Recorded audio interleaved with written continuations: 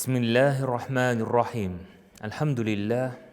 Wassalatu wassalamu ala khairi khalqillah wa ala alihi wa ashabihi ajma'in wa man tabi'ahum bi ihsani ila yaumiddin. Allah Teala'nın rahmeti bilen biz İmam Nevavi Hazretlerinin 40 hadis kitabın hem şuşu 40 hadiste iske alıngan kitaplar hadislerini okuy başlayacakız inşallah Teala.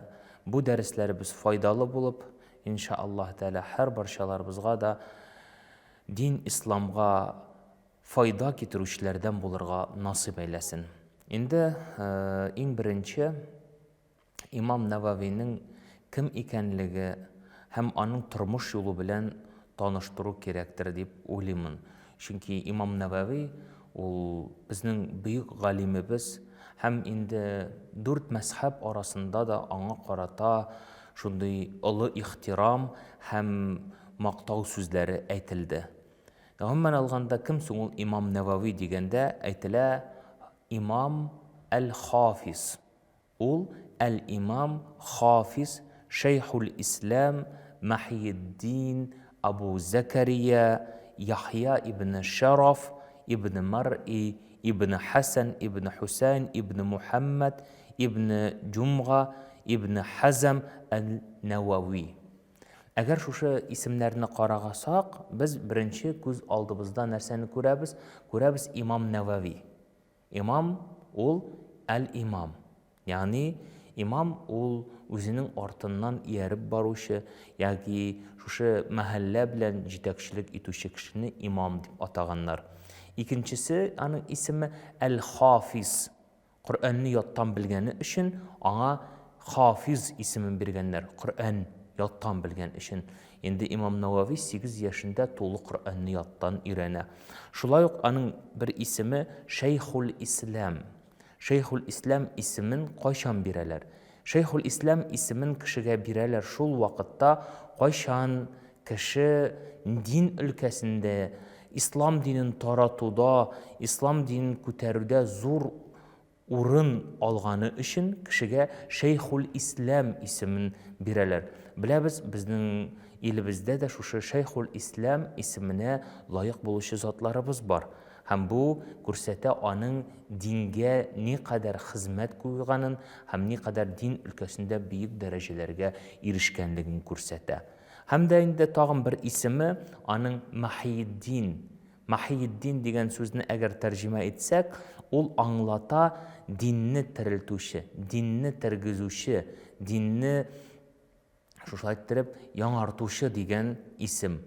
Bu isim kişiye birile qaşan onun hizmetleri dip aytganda kitapları şunday din için hizmet ko'rsatganligi için bire turgan isim bulup tura.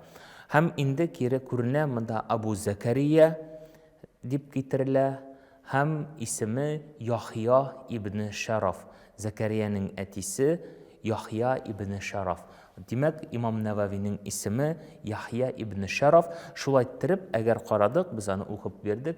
İmam Nevavi'nin 7 buğunu iske alına Yahya ibn Şaraf, ibn Mar'i, ibn Hasan, ibn Husayn. Şulayttırıp 7 buğunu iske alıngandan sonra el-Nevavi dip aytile. Yani el qo'shimchasi bilan Nevavi, yani ki kim qaysi jirlikda tuğdu, şuşu isimni alar özlerine psevdonim itip alganlar. Nişik ettirip bizden galimlerimiz aldılar. El-Qazani, El-Bulgari, El-Kursavi, El-Mercani kibik, yani qayızdan alarının şığışları alar özlerine şul isimni alganlar şığış ettirip. Hem bu Neva ol nersesin dip soraganda, Neva ol Şam jirliginde, Suriye jirliginde, Suriye jirliginde urnaşkan avullarının birisi bula. İmam Nevavi naqmini şuşu jirlikte tudu, hem de indi şunun bilen ol özüne Neva el-Nevavi, Neva avulundan dip isim aldı. Eğer tulusunca qaradık iken turmuş yoluna, ulide İmam Nevavi fi Muharram, yani min gam 631 Hicri. İmam Nevavi 631 Hicri yılının Muharrem ayında dünyaya keldi. һәм аның туган җире фи карияти Нәва, Нәва авылында дөньяга килде. Һәм без монда карыйбыз шушындый сүзләрне, автор шушындый мәгънәне китерә: وَنَشَأَ بِهَا نَشْأَةَ الْإِسْلَامِيَّةِ فِي رِعَايَةِ أَبَوَيْنِ صَالِحَيْنِ. İmam Nevavi, yani Müslüman gailəsində tuğub, kişi yaşdan İslam tərbiyəsi aldı. Təhtə riğaya degan söz var mənim bunda. Yani əti ənisinin göz aldında, əti ənisinin ixtibarın özünə tulısınca yöneltib, İmam Nevavi kişi yaşdan İslam tərbiyəsini aldı. Mında nişə getirib әйтәбез инде. Менә без күп очракта мәдрәсәләребездә шәкертләрне әти-әниләре китереп кенә куялар. Менә баламны кеше итегез, аны имам итегез, аны яхшы кеше итегез дип. Һәм үзләренең тарафыннан бер нинди дә тырышлык куймыйлар. Бу бик зур хата. Чөнки иң беренче нәрсә кирәк? Иң беренче, ягъни ничек иттереп тәрбияле бала исемле китапта безнең Ризаддин Фахреддин хәзрәтләре искә алганча, ягъни гыйлем өлкәсендә, белем өлкәсендә билгеле бер дәрәҗәгә ирешеп була, бары тик шул вакытта кайчан өч тырышлык бергә җыелганда гына. Беренчесе ата-ананың тырышлыгы, баланың тырышлыгы һәм ұстазның тырышлыгы. Шу үч тырышлык бергә җыелганда гына гыйлем өлкәсендә нинди дә булса тәрбиягә, нинди дә булса дәрәҗәгә ирешеп була. Шул сәбәпле инде бик мөһим, әлбәттә, гыйлем алганда ата-ананың үзенең баласының ничек укуы, аның нинди дәрәҗәләргә ирешүе, тырышуы хакында гел белешеп торуы сорала. Күрәбез, монда әйтелгән Имам Нәвави инде бик әти-әнисенең карамагында, аның күз алдында дини тәрбия алып үсә. Соңыннан вәләм юнахизул хилм, һәм ул инде балагатькә ирешмәс борын, то есть инде монда әйтелә, хилм яшы ул 8 яшь дип, хафизал Кур'ан, Имам Нәвави Кур'анны яттан өйрәнә. Һәм кара бәгъдул кутубул фикх, һәм ул кайбер фикх китапларын укып, шушы дәрәҗәгә, ягъни нинди дә булса башкалардан, үзенең иптәшләреннән аерылып тора. Менә монда бер сүзне китерә, караа, укыды дигән сүзне. Һәм менә бу бик мөһим мәсьәлә, чөнки безнең дин өлкәсендә сорамыйлар синнән нәрсә син беләсең дип. Синнән бер кайчан сорамаслар, син нәрсә беләсең дип. Сораячаклар, менә мин укыдым мәдрәсәдә, мин укыдым шунда дип әйтәсең икән, синнән сораячаклар, син нинди китап укыдың дип. Һәм кемнән укыдың, остазың кем дип сораячаклар. Тик мәсәлән, менә мин шуны беләм дип, син белүеңне, син үзең әйтәсең, мин беләм дип. Әмма дә ләкин нинди китап укыдың? Тик мәсәлән, син әйтәсең икән, мин Әхмәд Хади хәзрәтләренең Гыйбадәти Исламия китабын укып чыктым, беренче битеннән соңгы битенә дигәчтән, бу синең белем дәрәҗәңне күрсәтә. Мугаллим Сәни китабын, Шифахия китабын укып чыктым дип әйттең икән, бу күрсәтә синең дәрәҗәңне. Һәм сорыйлар, кем синең остазың дип. Кем белән укыдың син моны? Әгәр инде син үзлектән генә укыдың икән, демәк, синең сүзеңә бер кеше колак салмаячак, чөнки үзлектән генә гыйлем алып булмый. Гыйлемне һәр вакытта остаздан алганнар.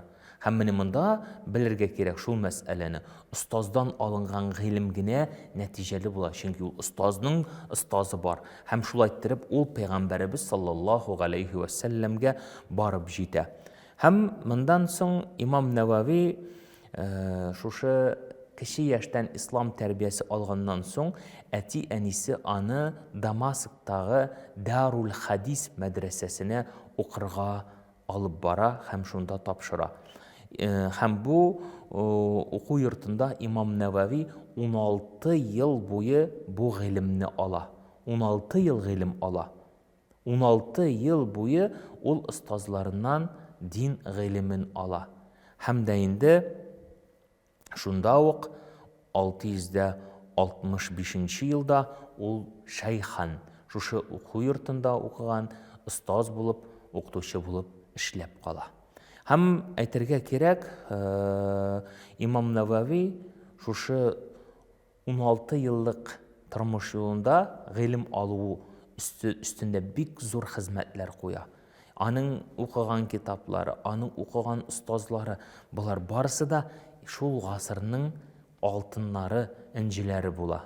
Шуннан соң автор китерә шундый сүзләрне: «Вақат хаджа марратайни ва зара аль-Кудс». Инде Имам Навави үз өстендә булган фарыз гыйбадәтен, то есть намаз, уку, ураза тоту, ул безнең һәрберебез өстендә мөмкинчелек булган гамәл. Ләкин хаҗ кылу мөмкинчелеге бөтен кешегә бирелми, һәм шуның өчен монда автор искә ала: хаджа марратайни, 2 тапкыр хаҗ кыла ди, һәм Акса мәчетен зиярат итә. Бу мөселманнарның изге урыннары, һәм инде һәрбер мөселман мөмкинчелеге булганда шул җирләрне зиярат итәргә тиешле. Һәм في سنة 672 هجريا رجع إلى النوى فمرض بها وتوفى. Һәм Имам Навави 676 елда авырып китә, һәм дә инде 45 яшь тулмас борын шунда вафат була. فإنه كان غمرا مباركا. Әй Имам Навави озак яши алмый, бары тик 45 ел яши. Шушы аның кыска гына гомере, шундый мүбәрәк, ягъни гыйлем белән, гыйлем алу белән, гыйлем бирү белән, китап чыгару, китап бастыру белән тулы була. Аның һәр көне шушы гыйлемгә багышланган була. Һәм әйтелгән шундый сүзләр китерелә. Карык шушындый сүзне: «Вақат ваҗада рахимахуллаху тағала фи лаззатил илм тағвидул кафи». Менә шушы гыйлем алу, гыйлем истәү, гыйлем бирү аның бөтен ихтияҗларын канәгатьләндерә. Ашау, киенү, өйләнү хаҗәтләрен. То есть Имам Нававиның ашаган ризыгы бик гади булды, һәм ул бик аз күләмдә булды. Һәм дә инде Имам Навави шундый галим кеше булуына карастан, гыйлем кеше булуына карамастан, аның киеме шуның кадәр гади булды. Ягъни ул шушы нигә бирелмәде? Шушы дөнья әйберенә, дөнья бизәүләренә ул бирелмәде. Сыңыннан хәтта ул өйләнмәде дә. То есть өйләнү, өйләнмәү, ягъни чөнки ул үзен тулысынча гыйлемгә багышлаган иде. Тулысынча үзен шушы гыйлем юлына багышлады, һәм ул шушы гыйлем аның бөтен хаҗәтләрен, ихтияҗларын канәгатьләндерде дип китерә. وقدم للمسلمين كتبا نفيسة تمتاز بالسهولة العبارة والسطوع الدليل. һәм Имам Навави үзенең тормышында мөселманнар өчен бик күп файдалы китаплар тәкъдим итә алды. Һәм менә шундыйларның берничәсен санап үтелә инде. Мәсәлән, Шарх Сахих Муслим, Имам Муслимның Сахих Җамиул Сахих китабына аңлатма. 14 томлык, ягъни әгәр Имам Муслимның китабын гына карасак, ул 2 томнан тора. 2 томнан 3000 хадис китерелгән. Менә шушыга шарх яза Имам Навави 14 том кылып. Һәм дә инде Риядус Салихин китабы, ул изгеләр бакчасы китабы. Һәм дә инде Әл-Азкар, ул искә төшерү китабы. Һәм дә инде 40 хадис китабы. Шуңа шашлы башка мәнһәҗ, ягъни китаплар, булар барысы да Имам Нававиның мөселманнар өчен тәкъдим иткән китаплары булды. Алар бик эчтәлекле, тирән дәлилле һәм җиңел булды үзенең аңлашу буенча. Һәм әйтелә ки, Имам Навави кана галиман гамилан, то есть ул гамәл кылучы галим булды. Һәм дә инде галим насих, ул насихат бирүче, кешеләргә киңәш, насихат кылучы шәхесләрдән булды. Аллаһ Тәала аннан разый булсын. Инде без киләсе дәресләребездә аның хадисләрен, шушы 40 хадис китабына җыган хадисләрен башлап җибәрербез. أقول قول هذا واستغفر الله العظيم ولسائر الجماعة المسلمين.